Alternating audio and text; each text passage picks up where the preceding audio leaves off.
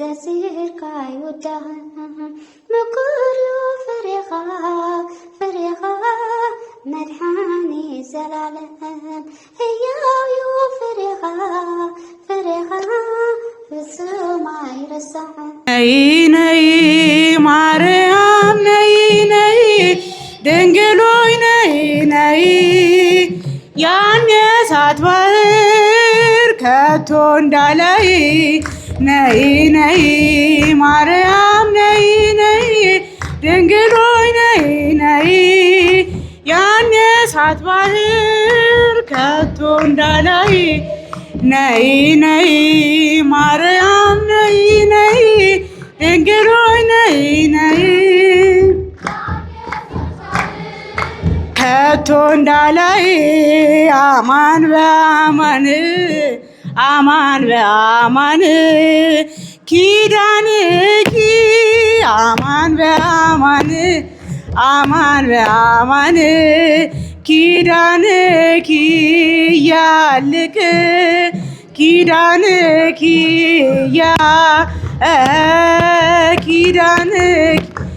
ያልቅ ኪዳንኪ አማን በአማን ኪዳንኪ አማን በአማን ኪዳንኪ ያልቅ ኪዳንኪ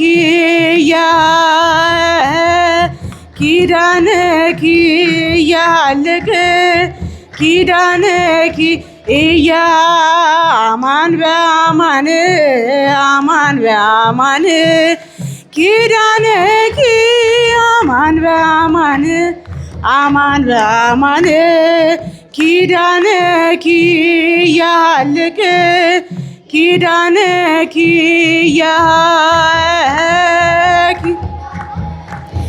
ያልቅ ኪዳንኪ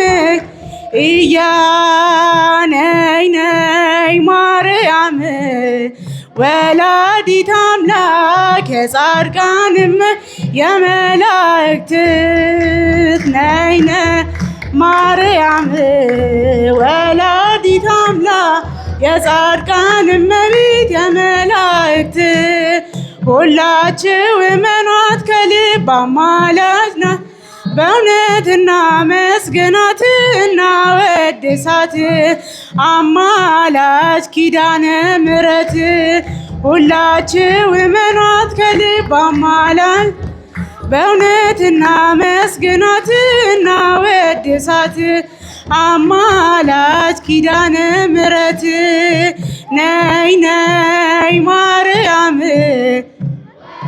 ወላዲተ አምላክ የጻድቃን እመቤት የመላእክት ነይ ማርያም ወላዲተ አምላክ የጻድቃን የመላእክት ሁላችሁ እመኗት አማላጅ ናትና በእውነትና መስግናት እናወድሳት አማላጅ ኪዳነ ምሕረት ሁላችሁ እመኗት ከልብ አማላጅ ናት በእውነትና መስግናት እናወድሳት አማላጅ ኪዳነ ምሕረት ነይ ማርያም ወላዲተ አምላክ የጻድቃን የመላእክት ነይ ማርያም ወላዲተ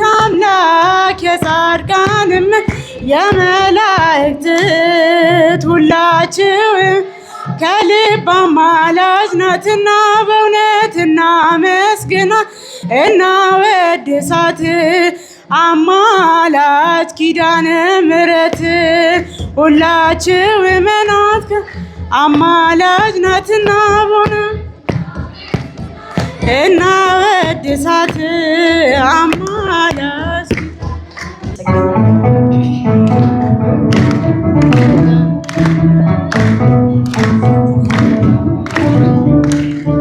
ኪዳነ ምሕረት እናቴ ለነፍሴ ከለላ ሁኚኝ ኪዳነ ምሕረት እናቴ ለነፍሴ ከለላ ሁኚኝ እንደለመንኩሽ አንቺም ተለመኝኝ እንደለመንኩሽ አንቺም ተለመኝኝ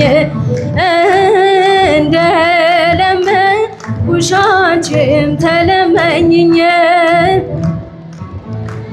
ኩሻንቺም ተለመኝኝ ኪዳነ ምሕረት እናቴ ለነፍሴ መጠጊያ ሁኚኝ ኪዳነ ምሕረት እናቴ ለነፍሴ መጠጊያ ሁኚኝ እንደለመንኩሽ አንቺም ተለመኝኝ እንደለመንኩሽ አንቺም ተለመኝኝ ለመንኩሽ አንቺም ተለመኝኝ ኩሽ አንቺም ተለመኝኝ ሰላም ለኪ እንዘንሰግድ ንብለኪ ማርያም እምነ ናስተበቁኪ እምሃሪናዊ ተማጸነብኪ ሰላም ለኪ ንብለኪ ማርያም እምነ ናስተበቁኪ እምሃሪናዊ ተማጸነብኪ በእንተ ሐና እምኪ ወኢያቄ ማቡኪ ማህበረ ነዮም ማህበረ ነዮም ማህበረ ነዮም ድንግል ባርኪ እንተ ሐና እምኪ አቡኪ ማህበረ ነዮም ማህበረ ነዮም ማህበረ ነዮም ድንግል ባርኪ ሰላም ለኪ እንዘንሰግድ ንብለኪ ማርያም እምነ ናስተበቁኪ እምሃሪናዊ ተማጸነብኪ ሰላም ለኪ ንብለኪ ማርያም እምነ ናስተበቁኪ እምሃሪናዊ በእንተ ሐና እምኪ ወኢያቄ ማቡኪ ማህበረ ነዮም መስግኑ ድምፃችሁ አይሰማም ሐና እምኪ ወኢያቄ ማቡኪ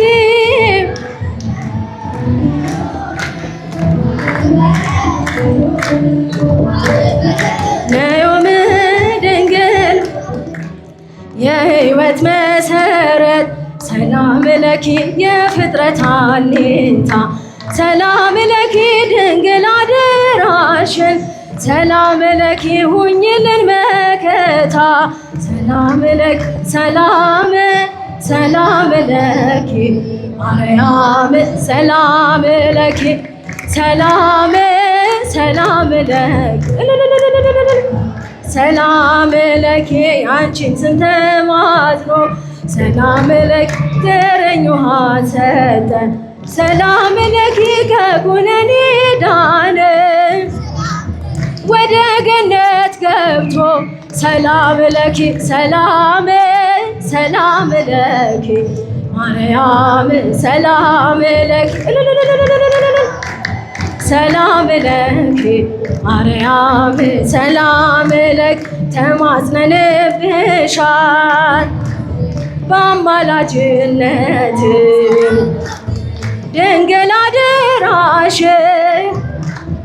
አማልጅን ከልጅሽ ሰላም ለኪ ሰላም ሰላም ለኪ ማርያም ሰላም ለኪ ሰላም ሰላም ለኪ ሰላም ለኪ እኛም እናምናለን በጎ ምግባርን በሰላም በጤና ሰላም ለኪ እንኖራለን ሰላም ለኪ ሰላም ሰላም ለኪ ማርያም ሰላም ለኪ ሰላም ሰላም ለኪ ለኪ እኛም እንከተል በጎ ምግባርን በሰላም በጤና ሰላም ለኪ እንኖራለን ሰላም ለኪ ሰላም ሰላም ለኪ ማርያም ሰላም ለኪ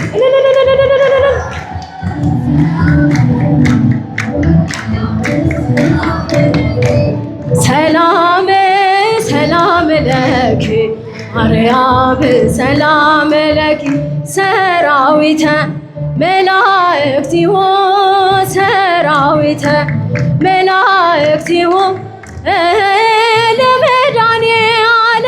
ለመድኃኔ ዓለም ይቀውሙ ለመድኃኔ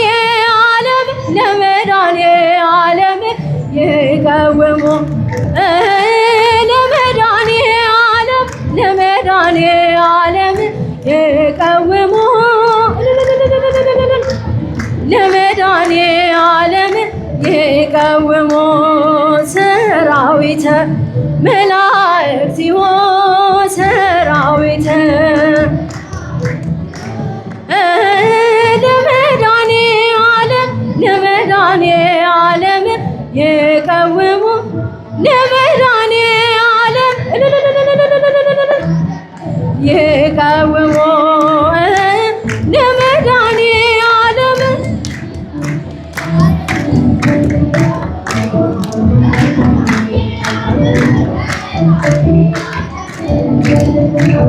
መላከ ሰላምነ መላከ ሰላምነ መላከ ሰላምነ መላከ ሰላምነ ገብርኤል መላከ ሰላምነ ገብርኤል መላከ ሰላምነ ገብርኤል መላከ ሰላም ገብርኤል መላከ ሰላምነ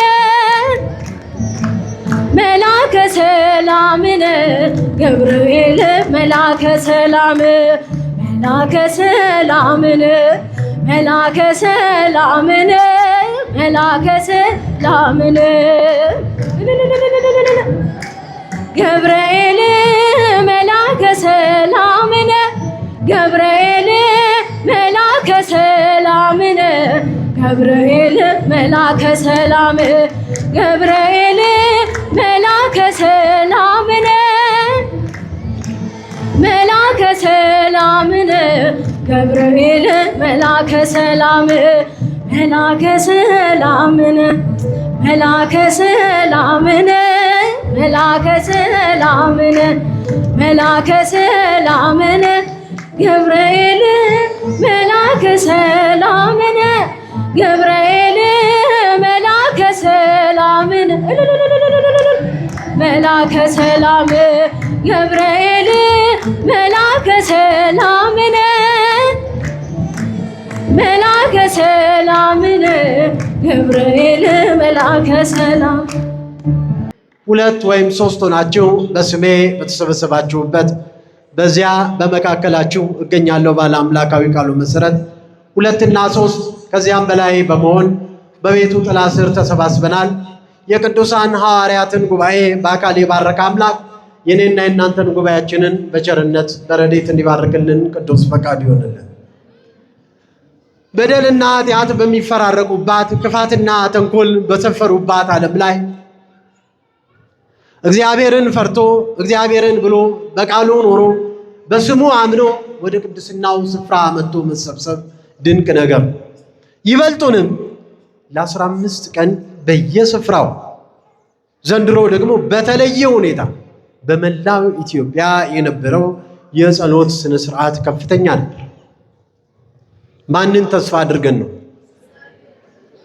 ምን ነው ጾም አልፈታችሁም እንዴ? ማንን ተስፋ አድርገን ነው? እግዚአብሔርን ተስፋ አድርገን አምላካችንን ተስፋ አድርገን ፈቃዱን ለመፈጸም የልባችንን መሻት እንዲሰጠን ይቅርታውን እንዲያደርግልን ምሕረቱን እንዲሰጠን ክብራችንን እንዲመልስ፣ ጸጋን እንዲያቆናጽፈን፣ ኃይላችንን እንዲያድስልን፣ ማስተዋልን እንዲሰጠን በጥበብ ለመመላለስ ወደ ቅድስናው ስፍራ ስንመላለስ ከርመናል። ጧት ብርዱ ሳይበግረን፣ ዝናቡ ሳያስፈራን፣ ቀን ነፋስ የቀላቀለው ደመናና ዝናብ ሳያስጨንቀን፣ የሰርክ ጉባኤውንም ሳናስታጉል እግዚአብሔርን ስንማጸን ስንለምን ከርመናል። በብዙ ቦታ ደግሞ እግዚአብሔርን ተስፋ የሚያደርግ አያፍርም ወገኖች። ድንቅ ድንቅ ታምራት ተደርገዋል።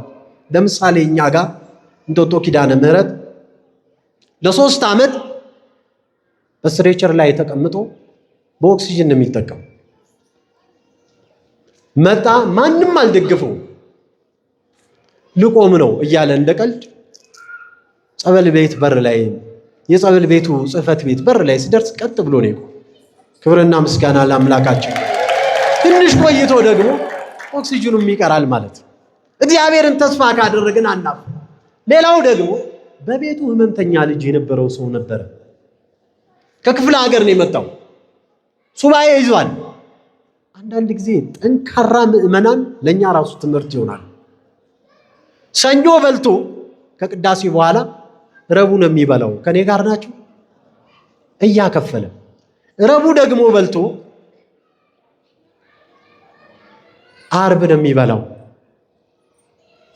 እንዲህ ያደረገ ሁለተኛው ሱባኤ ላይ ሊደርስ ሲል ስልክ ተደወለለት። እሱ ምን ይጠብቃል? በቃ የመጣበት የመጨረሻ አንድ ነገር መብርሃን እንድትፈጽምለት ልጅህ ድኗል ነው የተባለው። ክብርና ምስጋና ለአምላካችን። ተነስቷል፣ ልጅህ ተለውጧል። ማንን ተስፋ ስላደረገ? እግዚአብሔርን ተስፋ ካደረግን ምንም ነገር አይመጣም ወገኖች። ዓለም በዙሪያችን ብዙ ነገር ልታከማች ትችላለች። ዓለም በዙሪያችን በብዙ ነገር ልጠምደን ትችላለች። እግዚአብሔርን ተስፋ ካደረግን ግን እንሻገራለን። እግዚአብሔርን ተስፋ ካደረግን ግን እናልፈዋለን። ያላለፈ ማን አለ? ብዙዎች ቀን ጭልም ብሎባቸው ግራ ገብቷቸው ሜጃው ጠፍቷቸው ምን ሆናለሁ ሲሉ እግዚአብሔር እየደረሰላቸው ሳያስቡት፣ ሳያውቁት፣ ሳይረዱት እያለፉ ሄደው ስኬታሞች ሆነው በእግዚአብሔር ተጣብቀው የቀሩ ብዙዎች አሉ። አግኝቶ የሚከዳውን ተውት። እሱ እንግዲህ የተለመደ ነው አይደለም? ሲያገኝ ድረስ ከእግዚአብሔር ቤት አይወጣም። ሲያገኝ ደግሞ ሁልጊዜ ቢዚ ይሆናል። ይህንን ነገር አስወግዱ አደራችሁ።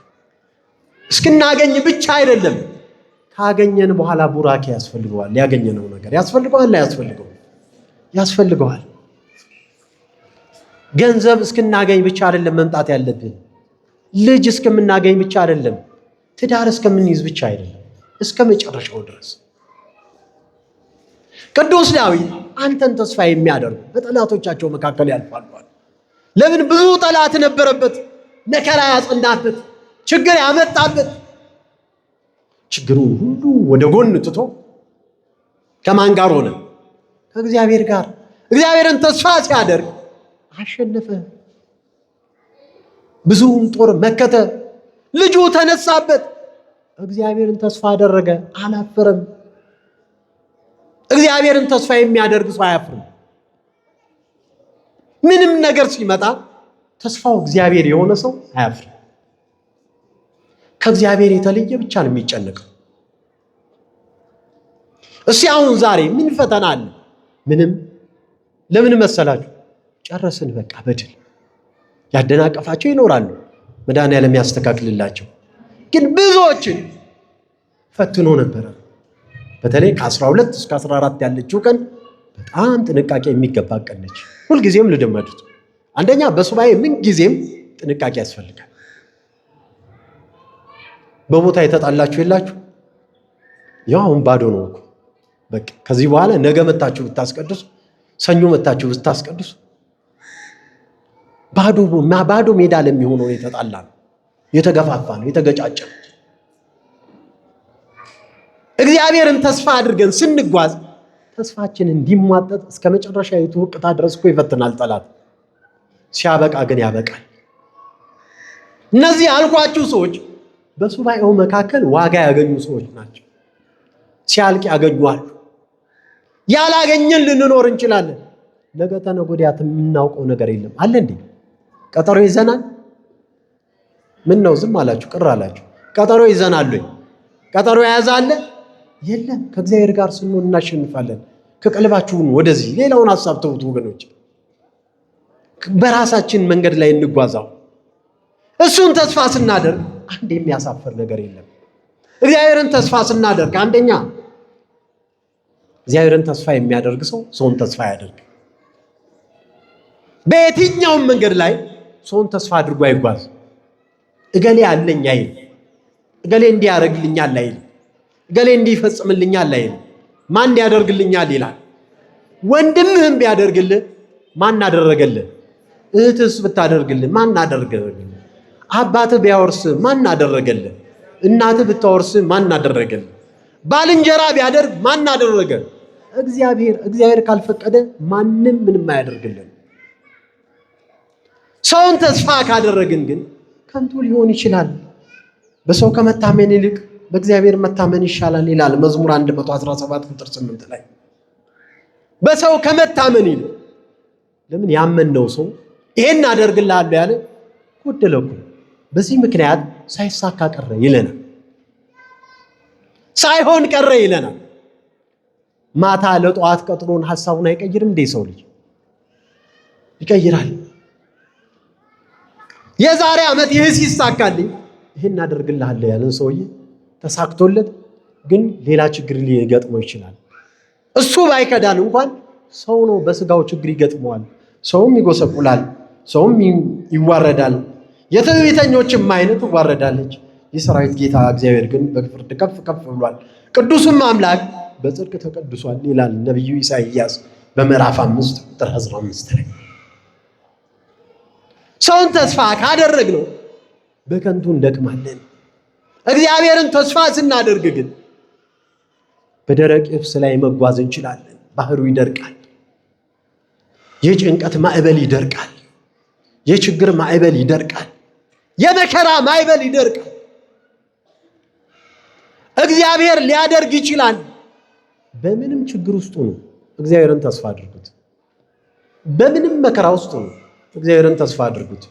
ችግሩ ያልፋል እንጂ ሥላሴ ባላሏት ቀን እኛ እናልፋለን። በምንም ተአምር እኛ እናልፍ። መከራውና ጭንቀቱ ግን ያልፋል። ተረት ሆኖ ይወራል። በዚህ ዘመን ይሄ ደርሶብኝ ነበር፣ እንዲህ አይነት መስሪያ ቤት ተቀጥሬ እንዲህ ተጎሳቁዬ ነበር፣ በዚህ አይነት ንግድ ላይ ተሰማርቼ ከስሬ ነበር። ዛሬ ግን ማን ይመስገን? ኧረ ተናገሩ። ማን ይመስገን? በዚህ ዘመን ግንበኛ ነበርኩ፣ አልሳካልህ አለኝ። ለሳኙ አልሳካልህ አለኝ። ዛሬ ግን ኮንትራክተሩ ይለን አለ የለም። ሐሰት ነው። ሰው ከሰራ እግዚአብሔርን ተስፋ ካደረገ ነገሮች ይለወጣሉ። በዚህ ዘመን እኔ እንዲህ ጠጪ ነበርኩ፣ በዚህ ዘመን እንዲህ አይነት ኃጢአት ውስጥ ነበርኩ፣ በዚህ ዘመን ጣዖትን አመልክ ነበር። ዛሬ ግን ማን ተስፋ ሆነኝ? እግዚአብሔር ለንስሐ በቃኝ እንላለን። ክብርና ምስጋና ለአምላካችን። አምላካችን ሲነሳ ግን ነገሮች ሁሉ ይስተካከላሉ። በሰው ከታመንን ግን የሰው ልጅ ይደክማል፣ ይታክታል፣ ይወድቃል፣ ይጎሳቆላል። ሳይክደን ራሱ ብዙ ችግሮች ይፈጠሩበታል። በጣም ብዙ ነገር ሊያደርግልን ቃል የገባልን ሰው እንኳን ለኛ ለቤተሰቦቹ ሳይተርፍ የገንዘቡ ደብዛ ጠፍቶ እሱ ከዚህ ዓለም ያለፈ የለም። ለምን? በውጭ ሀገር ነው የሚኖረው። ትልቅ ካፒታል አለው። የሚንቀሳቀሰው ከሌሎች ጋር ነው። እሱ ሲመጣ ብቻውን በሳጥን ነው። ገንዘቡ ተከትሎት አይመጣም። በዚህ እያለን በብዙ መከራ ውስጥ እንመላለስ የለን። እግዚአብሔርን ተስፋ ካላደረገን እኮ ከባድ ነገር ውስጥ ነው የምንገባው። ጊዜያዊ ነገርን ተስፋ ካደረግን በጣም አደጋ ውስጥ ነው የምንገባው። ሰው ተሰባሪ ነው፣ ሟች ነው፣ ኃላፊ ነው። የማያልፈው ዘላለማዊ እግዚአብሔር አምላካችን ብቻ ነው። ብላቴኖች ይደክማሉ፣ ይታክቱማል፣ ጎበዛዝቱም ፈጽሞ ይዋረዳሉ። እግዚአብሔርን በመተማመን የሚጠብቁ ግን ኃይላቸውን ያድሳሉ፣ እንደ ንስርም በክንፍ ይሮጣሉ። አይደክሙም፣ አይታክቱም። ትንቢተ ኢሳይያስ ምዕራፍ 40 ቁጥር 31 አይደክሙም አይታክቱም ወደ ኋላ አይመለሱ እግዚአብሔርን በመጠባበቅ እንደ ንስር ኃይላችንን እናድሳለን። እግዚአብሔርን የሚጠባበቅ ሰው ንስሐ ገብቶ ስለሚጠብቀው ይታደሳል። ስፖርት የምንሰራው ለምንድን ነው? ለጤንነታችን ነው አይደል? ለሁለንተናዊ ጤንነት ደግሞ ስግደት ነው። ለሁለንተናዊ ሰላም ደግሞ ንስሐ ነው። ለሁለንተናዊ ክብር ደግሞ ጸሎት ነው። ለሁለንተናዊ ጸጋ ደግሞ ምጽዋት ነው። እግዚአብሔርን ተስፋ የሚያደርግ ሰው እግዚአብሔርን ብቻ ተስፋ እያደረገ ይቀጥላል። ሁለተኛው እግዚአብሔርን ተስፋ የሚያደርግ ሰው እግዚአብሔር በሰጠው ነገር ራሱ ተስፋ አያደርግም። እንኳን በሰው እግዚአብሔር በሰጠው ነገር በዓይናችን ተስፋ እናደርግም ሊጠፋ ይችላል። በእጃችን ተስፋ እናደርግም ሊቆረጥ ይችላል። በእግራችን ተስፋ እናደርግም፣ በጉልበታችን ተስፋ እናደርግም ሊደክም ይችላል። እግዚአብሔርን በተስፋ ስንጠባበቅ ግን እየታደሰ ይሄዳል፣ እየጨመረ ይሄዳል። በሀብታችን ተስፋ እናደርግም፣ ብዙ ሀብታሞች ባዶ እጃቸውን ቀርተዋል። የያዝነው ሊያልቅ ይችላል። ታላቁ አባታችን ኢዮብ በጣም ብዙ ሀብት የነበረው ብዙ በጎች፣ ፍየሎች፣ ግመሎች፣ አህዮች፣ ላሞች፣ በሬዎች፣ ጥጆች፣ ጊደሮች፣ ወይፈኖች ተቆጥሮ የማያልቅ ግልገሎች፣ ወጠጤዎች በቁጥር የማይታወቁ ብቻ እረኛ ከወዲያኛው ማዶ ወደዚህኛው ማዶ እያንጓለለ ሲያበላቸው ብሎ ደግሞ ወደየጋጣቸው የሚያስገባቸው ወደየማጎሪያቸው የሚያጎራቸው በቤቱ ብዙ ሀብት ያለው 10 ልጆች አሉት። በአንዱም አልተመካም። ሰይጣን ለፈተና መጣ፣ ወደኛ ግን አያምጣው። ወገኖች እንደ ኢዮብ ብንፈተን አንችልም። አንድ ቀን ጾማችንን ብናደርኩ እናጉረመርማለን። እንኳን ጾም ማደር የምሳ ሰዓት ቢያልፍብን ምን ያህል ነው የምንጉረመረው? ቢኖረኝ ኖሮ እንላለን። እጄ ላይ ስለሌለ እኮ አይ ለበጎ ነው፣ እግዚአብሔር ሊያስተምረኝ ነው። ለምን እንደሚርበን ታውቃላችሁ? ከኔ ጋር ናችሁ? ነትን እስከ መጨረሻው ልንቀር እኮ አይደለም። ነገ የራበው ስናገኝ እንዳንጨክን እያስተማረን ነው እግዚአብሔር። ለምን እንጎሰቁላለን? ስራ ስንጀምር ለምን ከታች እንጀምራለን? ነገ ከፍ ስንል እታች ላለው እንድናዝንለት ነው። ንግድ በትንሹ ስንጀምር ነገ ከታች የሚመጣውን እንድናበረታታው ጸጋ እንድናገኝበት ነው። አባታችን ኢዮብ ያንዱ መርዶ ሳያበቃ አንዱ ይመጣ ጀመረ። አህዮች ሞቱ ሲባል ባለ ፈረስ ይመጣል። ባለ ፈረስ ሳይወጣ ባለ በሬዎቹ ይመጣል። ባለ በሬው ሳይሄድ ባለ ላሞች ይመጣል። ከዚህም በላይ 10ሩም ልጆች በታላቅ ወንድማቸው ቤት ግብዣ ተደርጎላቸው ሳሉ አውሎ ነፋስ መጣ፣ ቤቱን አፈራረሰው። 10ሩም ልጆች ሞቱ። እግዚአብሔር ሰጠ፣ እግዚአብሔር ነሳ። ብዙዎች ግን ምን አሉ? ከዚህ በላይ ምን ትጠብቃለህ? ሚስቱ ሳትቀር እግዚአብሔርን ስደበውና ሙት። ምን ይሰራል? ኢዮብ በትዕግስት ጸጥ አለ። እስመ በትዕግሥትክሙ ታጠረይዋ ለነፍስክሙ፣ በመታገሳችሁ ነፍሳችሁን ታድናላችሁ፣ ነፍሳችሁን ትቤዣላችሁ። በትዕግስታችሁ ብዛት እንዲህ አለ ኢዮብ፣ ወርቅን ተስፋ አድርጌ ጥሩንም ወርቅ ባንተ እታመናለሁ ብዬ እንደሆነ ሀብቴ ስለበዛ እጄም ብዙ ስላገኘሽ ደስ ብሎኝ እንደሆነ ፀሐይ ሲበራ ጨረቃን በክብር ስትሄድ አይቼ ልቤ በስውር ተታሎ እንደሆነ ልዑል እግዚአብሔርን በካርኩ ነበርና ይህ ደግሞ ፈራጆች የሚጠብቁት በደል በሆነ ነበር አለ። መጽሐፈ ኢዮብ ምዕራፍ 31 ቁጥር 4 ላይ ቁጥር 24 ላይ ቁጥር 24 ይህ ደግሞ ስደበው ሲሉ የነበሩ ካደው ሲሉ የነበሩ በደለኞች አመፃን ሲያስተምሩ የነበሩ እነሱ የሚጠባበቁት በደል በሆነ ነበረ። ጠላትም ደስ ባለው የሚያምረው ሰውነቱ በቁስል ሲነደፍ ደስ እያለው እያከከ ዝም። እኛ እኮ የሁሉ መከራ አይደርስብንም። ለምን? አቅማችን ይታወቃል። ከኔ ጋር ናቸው። አቅማችን ይታወቃል። አንዳንድ ጊዜ ደግሞ እኛ ጋር እንጦጦ ኪዳነ ምሕረት ድሮ የወደቁትን አንሱ የሚባል የነዳያን መርጃ ማህበር ነበር። እዛው በሚመጣ ህዝብ አሁን ወደዚህ ወደ ራስ ካሳ ሰፈር ወይም አንቀጸ ምህረት ቅዱስ ሚካኤል አካባቢ ትልቅ ህንፃ ሰርተው በዳይፐር የሚጠቀሙ እናቶች አባቶች አሉ። ሌሎች መብላት መጠጣት የማይችሉ አሉ። እነሱን ሰብስበው ያኖራሉ። ሰውየው ግን ምን አይነት ሰው እንደሆኑ ታውቃላችሁ? ሳያስቡት ታመው እንጦጦ ኪዳነ ምሕረት መጡ። ከተኙበት የሚያነሳቸው አጥተው በላያቸው ላይ ጉንዳን ፈላ። እውነተኛ ታሪክ ነው። በሚዲያ ሁሉ ተናግረውታል። አይጥ በላቻቸው። በጣም ብዙ መከራ አሳለፉ። አምላክ ሆይ ለአንድ ሳምንት አንስተኝ ያው እንደኔ የተጎዱትን ረድቼ ልሙት ብለው ነው የተሳሉት። ከዛ በኋላ ዳኑ። ማንም ሳያስታውሳቸው ቀጥ ብለው ሄዱ። አንድ ረዳት እግዚአብሔር ሰጣቸው። ዛሬ ስንት መቶ አዛውንት ተሸክመዋል ሰውየው። ስንት የሀገር ባለውለታ። እግዚአብሔር ሊያስተምረንም ያደርገዋል። ግን አቅማችንን ያህል ጽናታችንን ያህል እኛ ዲያቆኑ ገፋን ብለን እኮ በቃ ቤተክርስቲያን ምን ይሰራል ምን እንደዛ አይነቶቹን አቅማችንን ያውቀዋል።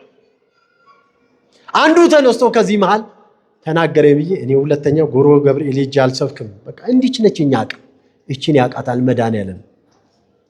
ስለዚህ እያንዳንዷን ነገር በአቅማችን ብቻ የማንችለው ነገር የለም ወገኖች። ሰው ከሞት ውጭ የማይችለው ነገር የለም።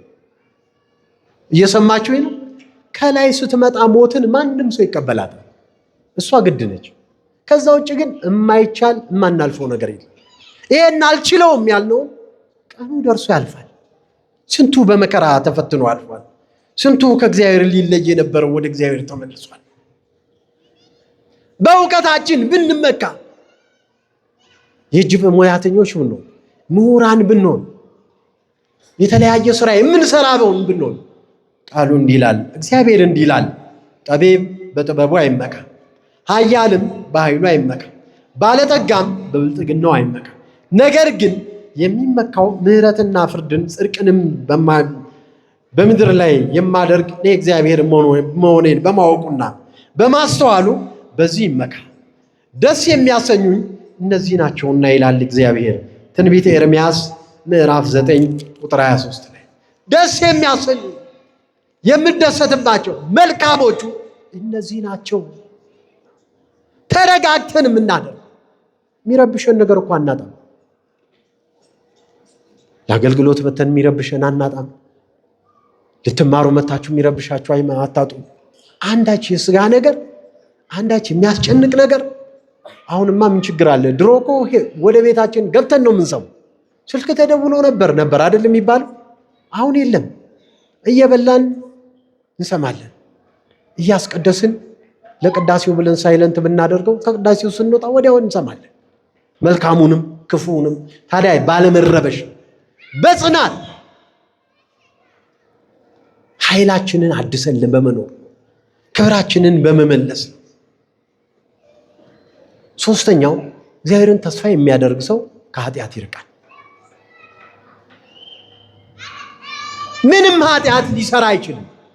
ቢሆንም ደግሞ በሰራው ኃጢአት ንስሐ ይገባል። የማይሳሳት አለ ከኛ መሃል? ምንም ኃጢአት ሰርቶ የማያውቅ እጁን ያውጣ።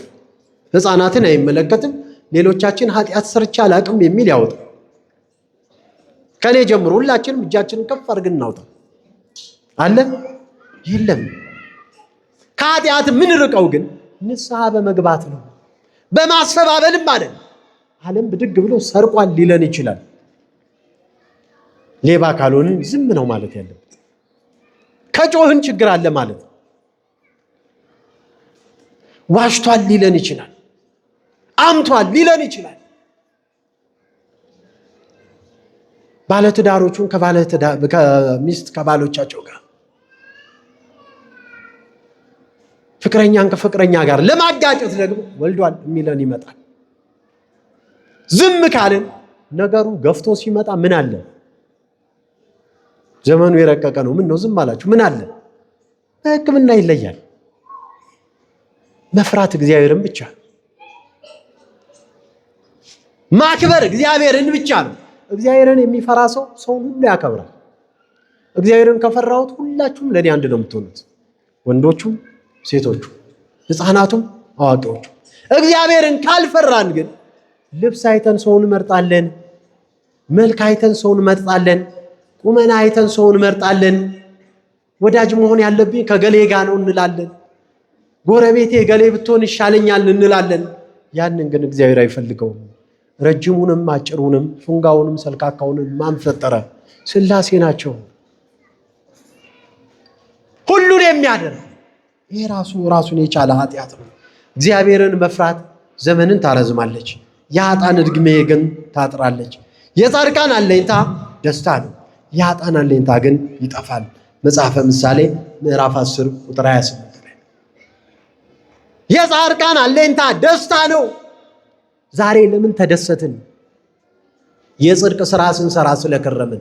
ታዲያ ያልጾሙ ያልጸለዩ ሱባኤ ያልያዙትን በተለያየ መንገድ ወደ ኋላ ያሉትን ልንነቅፍ አይገባንም። ከነቀፍናቸው የያዝናትን በረከት እናጣለን ወገኖች። አሁን ጠላት እንዲህ ነው የሚያደርግ። ራሳችንን እንደ ብቁ አድርገን ነው። ክርስቲያን ታዲያ ያስተውላል። ማንንም አይነቅፍም፣ ማንም ላይ ጣቱን አይቀስርም። እግዚአብሔርን ይጠባበቃል፣ እሱን ተስፋ ያደርጋል፣ እግዚአብሔርን ይፈራል። ለዚህ ደግሞ ምስክራችን የቤተ ክርስቲያናችን ሊቃውንት ናቸው። እግዚአብሔርን መፍራት ዘመንን ታረዝማለች። በ99 ዓመታቸው ማህሌት ቆመው ድምፃቸው ሲሰማ እንዲሁ መቼ ነው የሚደክሙት እንላለን። እኔ እኮ ልጅ ሆኜ እሳቸው ጎልማሳ ነበሩ እንላለን አይደል? ማን ኃይል ሆናቸው? እግዚአብሔር ኃይል ሆናቸው። እናቶቻችን ገዳማውያን ምሳሌ ይሆኑናል።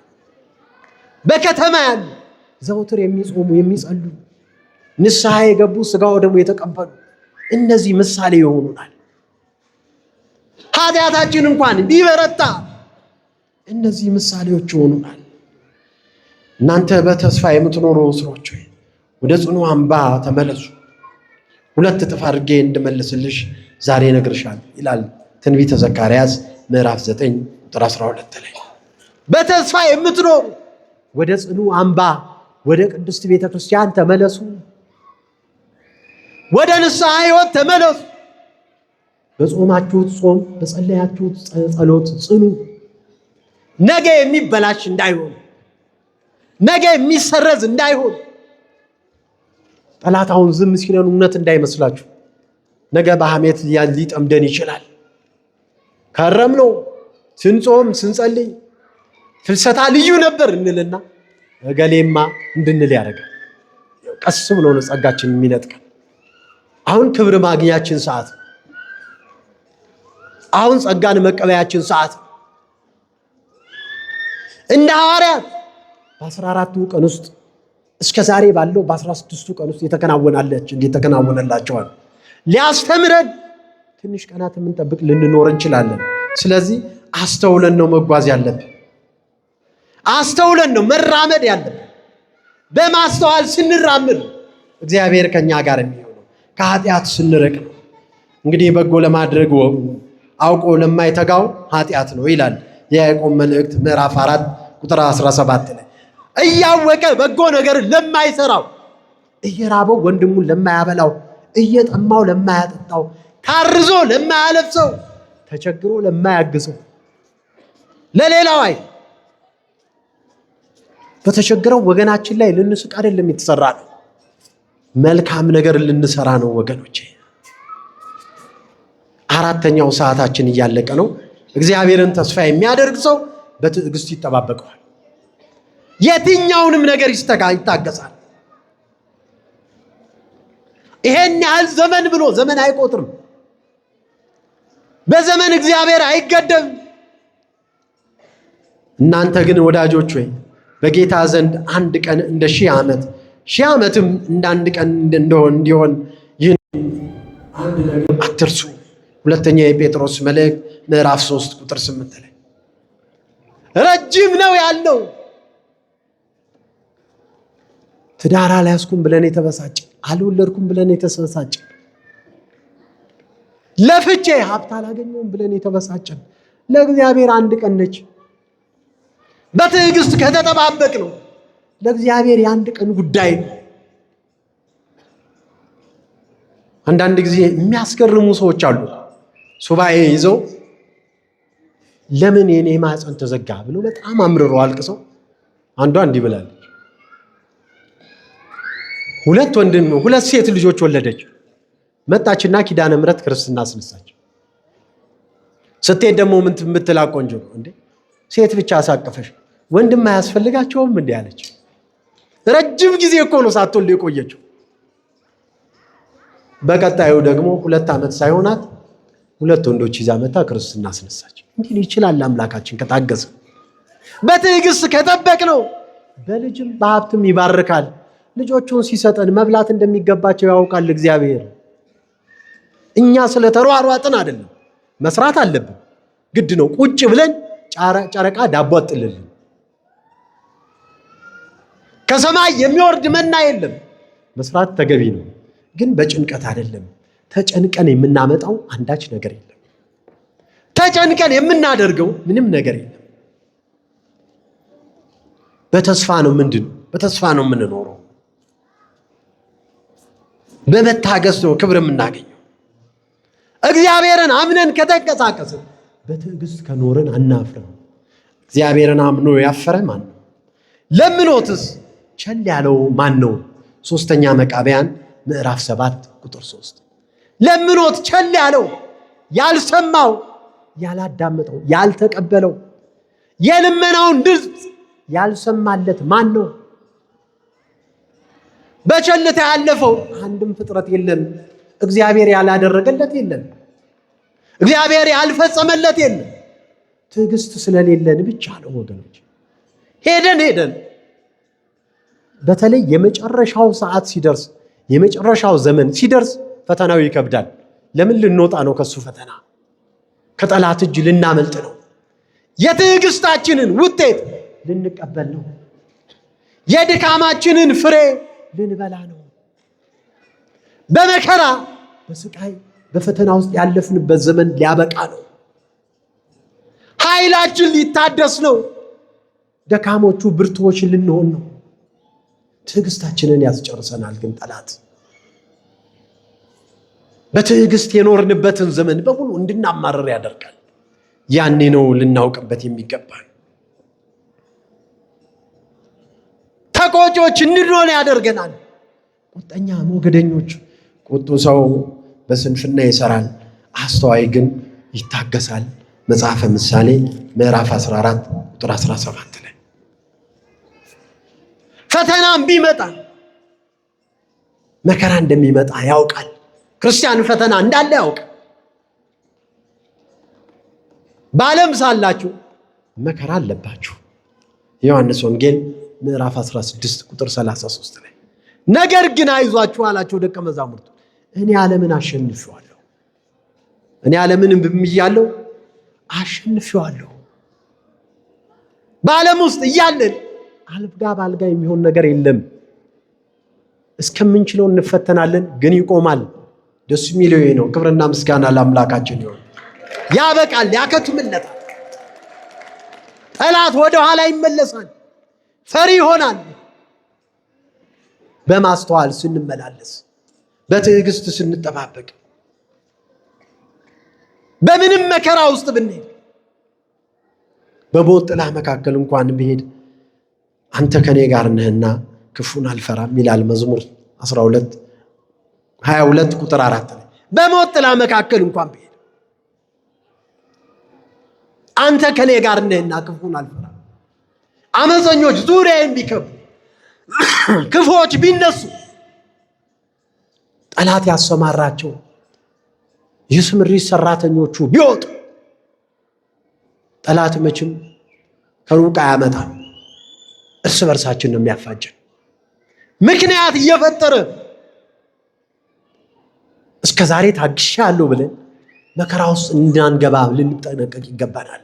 እስከ ዛሬ ታገስኩሽ ሳይሆን እግዚአብሔር ልብሽ ይስጥሽ ብለን የምናቆም ነው መሆን ያለብን። በብዙ ፈተና በብዙ ስቃይ ውስጥ ጠላታችን ይፈትነናል። መንገዳችንን ሁሉ ይዘጋዋል። እንቅስቃሴያችንን ሁሉ ይገድባል። የሚረብሸን ነገር ያመጣል። እና ደስ ብሎን እግዚአብሔርን በምናመሰግንበት ሰዓት ሁሉን የሚያውቅ ግን አምላካችን እንዲህ ብሏል ነብዩ ኤርምያስ በምዕራፍ 15 ቁጥር 15 ላይ አቤቱ አንተ ታውቃለህ፣ አስበኝ ጎብኘኝም፣ የሚያሳድዱኝንም ተበቀላቸው እንጂ አትታገሳቸው። ስላንተ ስድብን እንደታገስኩት ታውቃለህ እወቅ። አንተ ብቻ ፍረድልኝ ነው ማለት ያለብን። አንተ አስታግስልኝ፣ እንደውም ከፍርድም አስታግስልኝ ማለት ይሻላል። እግዚአብሔር አይነ ልቦናቸውን ሲያበራው እኮ ሳላውቅ እኮ እንዲህ ብዬ ስምህን አጥፍቼው ነበር፣ አሁን ንስሐ ልገባ ስለሆነ ከኔ ጋር ናቸው ወገኖች። ንስሐ ልገባ ስለሆነ ይቅር በለኝ የሚለንን ሰው ወደኋላ እንዳንል። ለምን? እግዚአብሔር እኛንም እያስተማረን ነው። እሱ እኛን እንደበደለን እኛ ደግሞ የበደልናት አለች ወይ የበደልነው አለ። ንስሐ ስንገባ ሳታውቂ በድዬሻለሁ፣ ሳታውቅ በድዬሃለሁ፣ ይቅር በለኝ ልንል ይገባናል። ይቅርታን ግን ተቀበሉ። ምን ጊዜም ከይቅርታ በኋላ መንገድ ላይ እንኳን ቢገፋችሁ ቢገጫችሁ ይቅርታ ካለ አንድ ሰው ሁለት ነገር እየተናገረ ነው። አንድ በቃ አጥፍቻለሁ፣ ሳላውቅ ነው ይቅር በለኝ። ሁለተኛ ወገኔን እወድሃለሁ፣ አከብርሃለሁ እያለ ነው። ይቅርታ እኮ እነዚህን ያጠቃልላል። አንድ ሰው ይቅርታ ካለን በኋላ ብንናገረው አላስተዋይነታችን ይገለጣል እንጂ ሰውየውን አንጎዳው። እግዚአብሔርን ይቅር በለን ስንለው ሁል ጊዜ ለይቅርታ ፈጣን ነው። በቢሮ ዛሬ ተሳስቻለሁ፣ አምላኬ ይቅር በለኝ።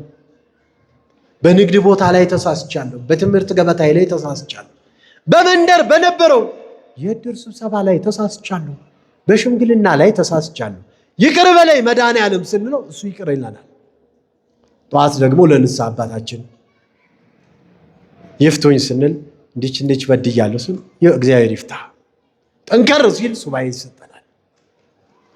ክርስትናን በዚህ እንጂ የምንመራው በትዕግስት ሆነን እንጂ በአንድ ጊዜ ጻድቅ መሆን አንችልም። ቅዱሳን እኮ ብዙውን መከራ አልፈው ነው ዛሬ ታቦት ቢቀረጽላቸው፣ መልክ ቢደረስላቸው፣ ገድል ቢጻፍላቸው፣ ብንሰግድላቸው እንደው በከንቱ ተነስተው አይደለም። እግዚአብሔር ፈቅዶላቸው ብዙውን ነገር በመከራ በትዕግስት አልፈው፣ በረሃብ በጥም አልፈው፣ በስደት ውስጥ አልፈው፣ በጭንቀት ውስጥ አልፈው፣ በሚያጉረመርመው ዓለም ውስጥ አልፈው፣ ሰይፍ በሳለው ዓለም ውስጥ አልፈው፣ ዱላ በመዘዘው ዓለም ውስጥ አልፈው፣ ጅራፍ በገመደው ዓለም ውስጥ አልፈው፣ እሳት በለኮሰባቸው ዓለም ውስጥ አልፈው የነሱን ፍኖት የተከተሉ በመንገዳቸው የሚጓዙ የዛሬው የትዕግስት ባለቤቱ ደግሞ ሊቃውንትና ካህናት ናቸው። ወደ ቤተ መቅደስ ፊታችንን አዙረን ማየት ነው። ለዘመናት ተምረው ደግሞ ሕዝብን ሲያገለግሉ ይሄ ጎደለብን ሳይሉ ይሄ ቀረና እንደ ሰው እኮ ሳይቸገሩ ኖረው አይደለም። ሁሌ ግን ደስተኞች ናቸው። ማን ስላለ ከጎናቸው? ድምፃችሁን አንሱት። ማን ስላለ? እግዚአብሔር። እኛም እግዚአብሔር አለ ከጎናችን። ክብርና ምስጋና ለሥላሴ አለ። አምላካችን እንደ አባቶቻችን እንደ ሊቃውንቱ እንደ ካህናቱ ይረዳናል። እንደ ዲያቆናቱ እግዚአብሔር ያግዘናል። ሁልጊዜ ፈገግተኛ ሆነው ያገለግላሉ። በውስጣቸው ችግር የሌለ ይመስላችኋል? መከራ የማይሰማ ይመስላችኋል? አለ እኮ። ችግር ደረሰብህ ቢባል ሰው ከክርስቶስ የሚበልጥ ማንም የለም። ከአምላካችን የሚበልጥ ምንም ነገር የለም። እንቋቋመዋለን፣ በደስታ እናልፈዋለን። ስለዚህ አንተን ተስፋ የሚያደርጉ አያፍሩም። ስምህን የሚጠሩ ጋሻቸው የሆንክላቸው አያፍሩም። በአንተ የሚተማመኑ አያፍሩም። በስምህ ደስ የሚላቸው አያፍሩም። ጸጋህን የሚጠባበቁ አያፍሩም። ንስሐ ገብተው የሚለወጡ አያፍሩም። አንተን ተስፋ የሚያደርጉ ቢራቡ ይጠግባሉ፣ ቢጠሙ ይረካሉ፣ ቢታረዙ ይለብሳሉ፣ ቢጨነቁ ይረጋጋሉ፣ ቢያጡ ያገኛሉ፣ ቢሰደቡ ይከብራሉ፣ ቢሰደዱ ይመለሳሉ። ኃይላቸውን የምታደሰው አንተ ነህ ይለናል ቃል። አንተን ተስፋ የሚያደርጉ አያፍሩም። እሱን ተስፋ አድርገን ከኀፍረት ተለይተን ነፃ ወጥተን ክብራችን ተመልሶ በጸጋ ኖረን ስማችን ተለውጦ ንስሐ ገብተን ስራ ሰርተን በምግባር በሃይማኖት ጸንተንና በልጥገን በተማርነው በተረዳነው 30 60 100 ያማረ ፍሬ አፍርተን ርስቱን መንግስቱን ወራሾች ለመሆን ያብቃን። ያስተማረን የመከረን ልዑል አምላካችን እግዚአብሔር ክብርና ምስጋና ለስሙ ይሁን። ይቆየን።